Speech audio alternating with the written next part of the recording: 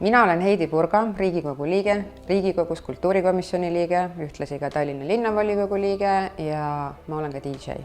Minu digiharjumused on üsna intensiivsed, ilmselt nagu keskmisel Eestis tööl käival inimesel, kes töötab arvutiga päris palju. Riigikogus peab Riigikogu liige ennast kursis hoidma igasuguste nüansside ja detailidega, mis puudutavad seadusandlust. See, kui palju Riigikogu e-maili postkastis mul meile on, ma ei taha seda numbrit teada, ei julge seda vaadata. Ma võiksin olla selles palju tublim. Ma pildistan pigem vähe, ütleme, et pigem keskmiselt, sest pildistamiseks mulle ei jää väga palju aega ja reisida ka praegu väga ei saa.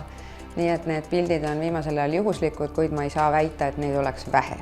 Ja kuna ma kasutan ka kahte arvutit, siis loomulikult on mul hästi palju muusikafaile või ühesõnaga, et ma kasutan kahte arvutit enda töös seetõttu, et teises ma hoian muusikafaile, kuid need ei ole nagu digiprügiga seotud. Aga vaatame siis, mis mul siin arvutis on, palju ma saan siis Riigikogu meilist siit ära võtta näiteks, kuna ma olen siin Riigikogus seda ühte sama e-maili kontot kasutanud mitmeid aastaid juba, siis seda kõike on siia väga palju kogunenud.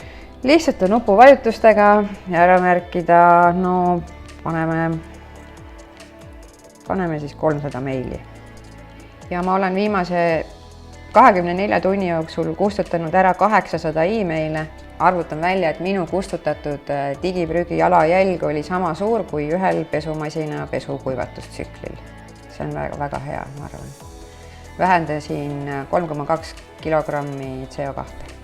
Et ma kutsuksin üles ka teisi Riigikogu liikmeid näiteks oma postkastid üle vaatama, sest ma usun, et neid inimesi, kellel on palju rohkem e-maile siin majas leidub.